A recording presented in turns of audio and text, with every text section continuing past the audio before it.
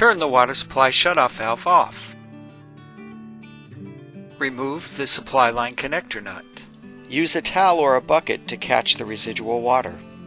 Press and hold the full flush button and let most of the water out of the tank. Remove the tank lid.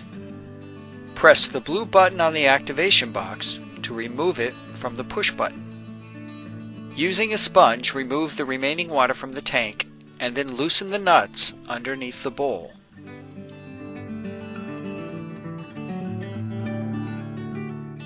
Lift the tank off the bowl and set it on a flat, soft surface. Disconnect the refill hose from the overflow pipe. Remove the tank to bowl gasket. Using a wrench, loosen the lock nut underneath the tank. Lift the old flush valve out of the tank. Place the new flush valve in the tank with the overflow pipe at the 130 position. Rotate the canister so that the buttons line up front to back. Tighten the lock nut hand tight and then 1/2 turn more using a wrench.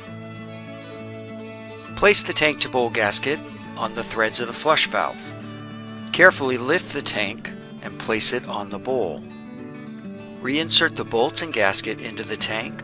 Tighten each nut a little at a time until the tank is sturdy and does not rock.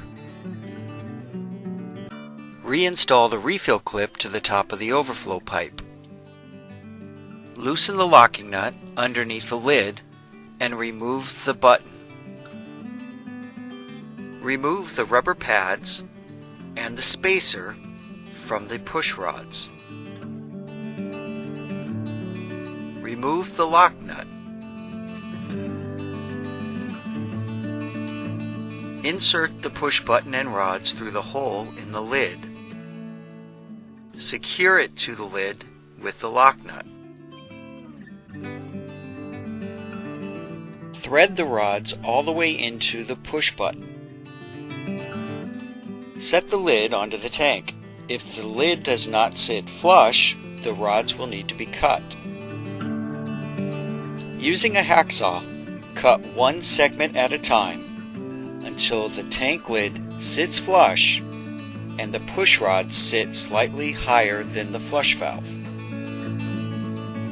Reinsert the spacer and the rubber pads on the push rods. Tighten the small white nuts on the push rod. Place the lid on the tank. Secure the water supply connector nut. Turn the water on and let the tank refill.